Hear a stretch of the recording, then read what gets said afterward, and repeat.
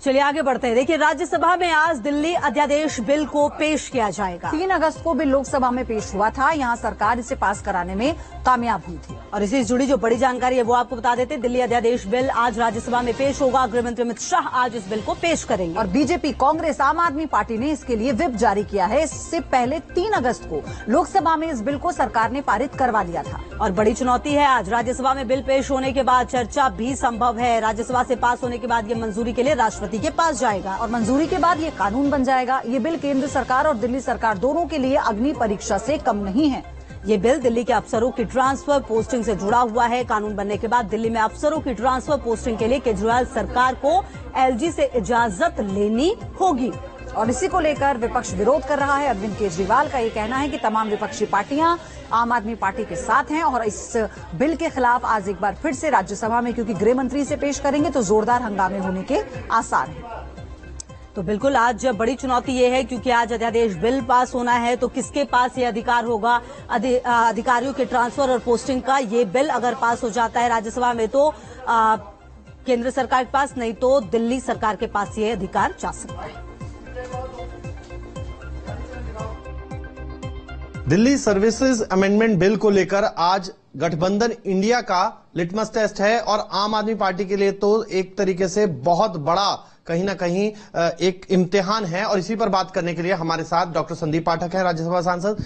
संदीप जी, अब आपका नंबर है, वोटिंग भी आपकी, बात भी आपको रखनी है, किस तरीके से होगा?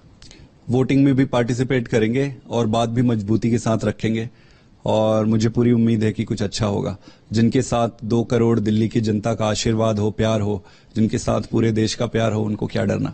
संदीप जी, नंबर सबसे बड़ी चीज, बीजेडी वहीं पर, वाईएसआर वहीं पर, उनके पास खुद के जिस तरीके से सपोर्ट मिल रही है, तो नंबर कहीं फार बेटर हो रहा होगा। नंबर भी आ जाएगा, वो आज देखते हैं कैसे होता है। एक चीज मैं कहना चाहता हूं आपके माध्यम से, जो पॉलिटिकल पार्टीज या जो लोग भी ये सोचकर बैठे हैं कि आज दूसरे पर हमला हो रहा है, दूसरे राज्य पर, उनके राज्य पर हमला नहीं है, तो वो चुपचाप आज बैठे हुए हैं। आपको याद होगा महाभारत में भी जिस तरीके से पांडवों को द्रुत कीड़ा में हराया गया और भीष्म पितामह वहां बैठे हुए थे। इतने महान भीष्म पितामह को आज दुनिया इसीलिए याद रहती है कि वो जब धर्म का पक्ष लेने का समय आया तो वो चुप्पी साधे थे। तो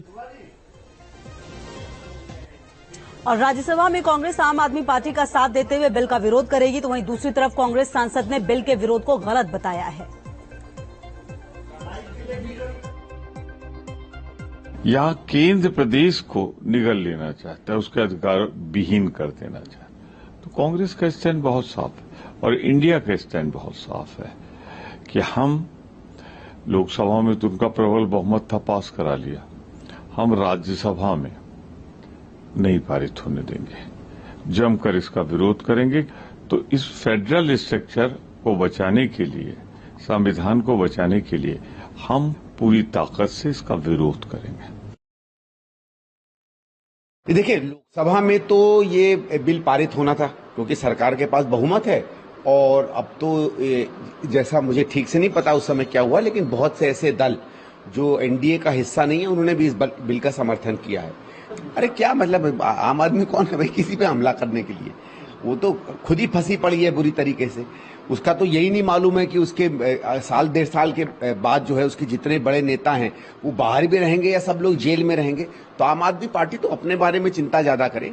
और देखिए, ऐसा है, जो कांग्रेस पार्टी है, पार्लियामेंट्री पार्टी है, वो केवल इस बिल के विरोध में एक साथ है। और इस खबर पर हमारे सहयोगी मोहित राज दुबे हमारे साथ जुड़ चुके हैं। मोहित, सवाल ये है कि आज जब राज्यसभा में गृह मंत्री इस बिल को पेश करेंगे तो फिर क्या हंगामे के साथ साथ कोई अड़चन होगी? क्योंकि नंबर गेम को हमें नकारना नहीं चाहिए।